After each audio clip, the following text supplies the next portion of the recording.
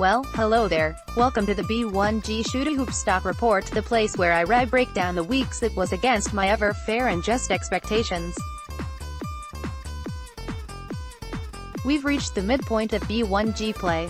For this edition, I figured I'd look back at the first half and see who has beaten my expectations, who met my expectations, and who is simply on fire for all the wrong reasons. Let's dive in. Beating expectations, Purdue Boilermakers. Raise your hand if you thought Purdue would be tied for the B1G lead after that non-conference. I call bullshit. After losing to Notre Dame in December, I was ready to write this team off as a rebuilding year. Then came B1G season and things got better, much better.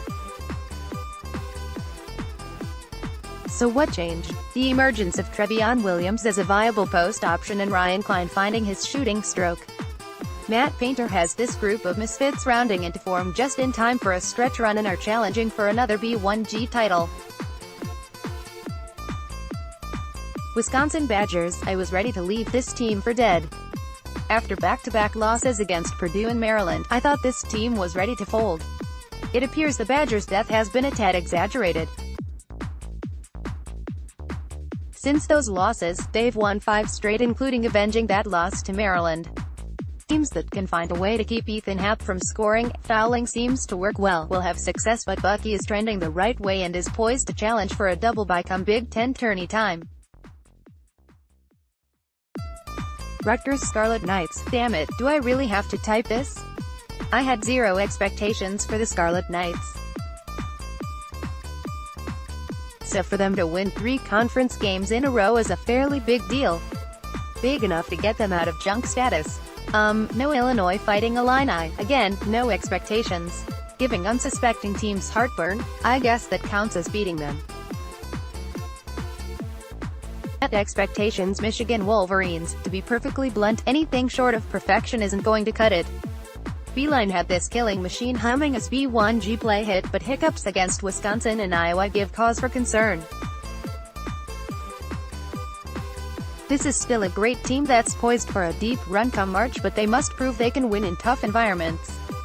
Michigan State Spartans. I'm waiting for the Sparty fans to jump on me for daring to have expectations, but here's the thing, expectations don't care about injuries.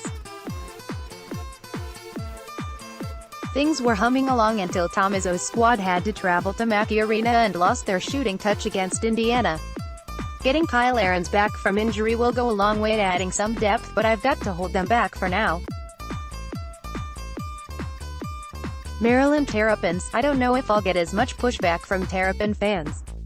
Things started out strongly for Maryland, firing off 6 Ws after the break.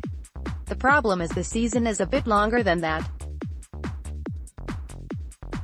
Losing 3 of their last 5 is not a good look. That said, they're in the position I would have them headed into this stretch. Iowa Hawkeyes. Will the real Iowa team please stand up? I can't dock Iowa because they have some decent wins, including a very nice home W over Michigan. However, this team also lost to teams above them in the standings almost every time. The good news, the schedule is friendlier down the stretch. The question is whether or not they can capitalize. Minnesota Golden Gophers. My Vegas group has a saying, never bet on Little Ricky. There's a damn good reason, too. You never know what you're going to get out of this group.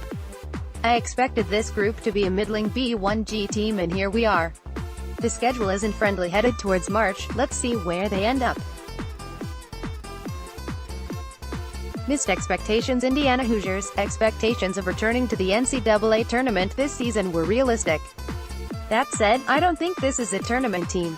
A 4-7 start is nothing short of a disaster. Sure, you can put some of the blame on injuries.